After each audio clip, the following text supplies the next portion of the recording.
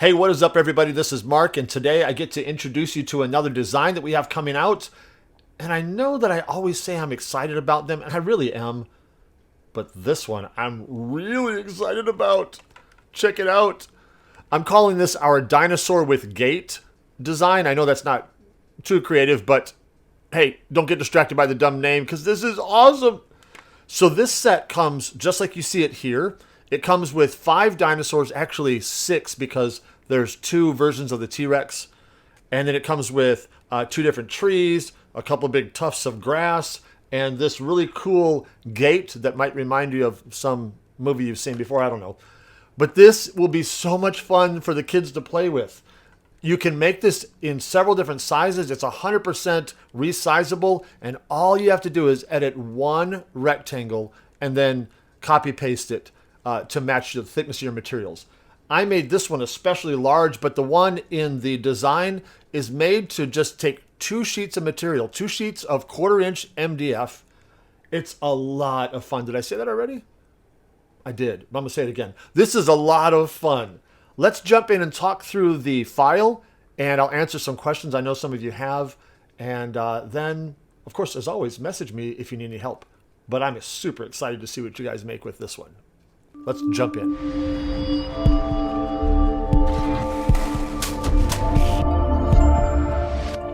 All right, so let's walk through each of the pieces in this design one at a time.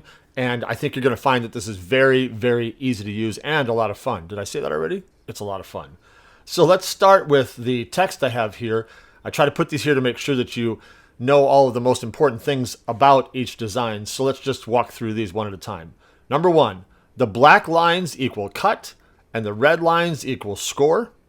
So make sure that you do not cut these red lines. You'll be very sad if you do. So make sure that you score the red lines.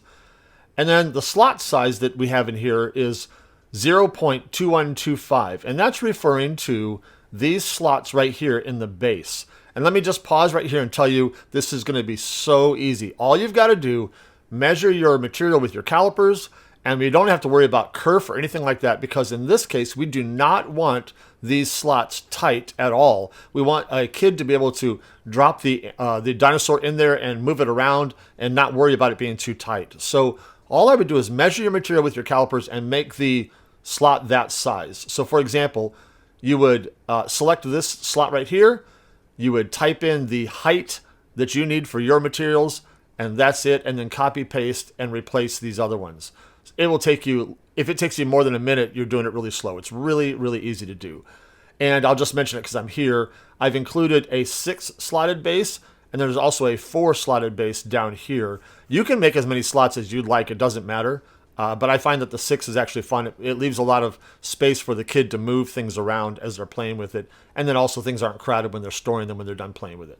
All right, so let's go back to the notes here. Third thing is font for the word room. The font I used is called Phosphate Solid, if you want to do that. Here's the word room right here. And if you saw in the pictures that I put my name up right above the word room, and I put the word room right here. And then what I did was I typed my name, MARK''S, and I made it wide enough to touch these 2 pillars on either side, and then I glued it to the pillars. So that's what you'll want to do there if you want to do a name or any words up there. And of course, that's the next thing on the notes. Next one is choose the base that you want. We talked about that, the 4 or 6 slots, or make your own. All elements are resizable. The only thing you'll edit for your material thickness is 1 base slot, then copy and paste that for other slots. So let me emphasize again, you can select all of these elements right here and make them whatever size you want. And it really won't matter what size you make them. You just need to make sure that your material matches these slot thicknesses. Don't adjust for kerf because you don't want these slots that tight. Leave them loose so kids can easily insert or remove the elements. And the last thing is I recommend painting both sides of all these elements because, of course, a kid is going to have them pointed different directions. And so you want to go ahead and paint both sides. Last thing I want to say is just delete this text before you upload to your laser because a lot of laser programs get a little distracted by big blocks of text like that. So that's that. Let me then move over here. Again, you've got 2 base pieces. You've got this slotted piece that then gets glued on top of the bottom. All right, so whichever one you use, you'll do that. And let me note something else here that you can do if you like. If you would like to resize this, what you can do is you can select the top and the bottom piece, and you can move it like this. You can make it more narrow or longer, whatever you like. Just kind of depends on your preference for that, and also how big the pieces are, depending on how many you want to be able to fit in there. So you can resize that from left to right as well.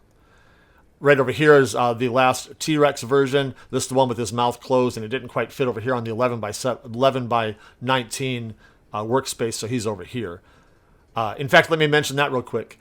These workspaces, I always do these at 11 by 19, so no matter what kind of laser you have, more than likely a sheet that large will fit in it. I know there's a few that don't fit that size, but the Glowforge, for example, 11 by 19 is perfect because you can cut to all edges of it.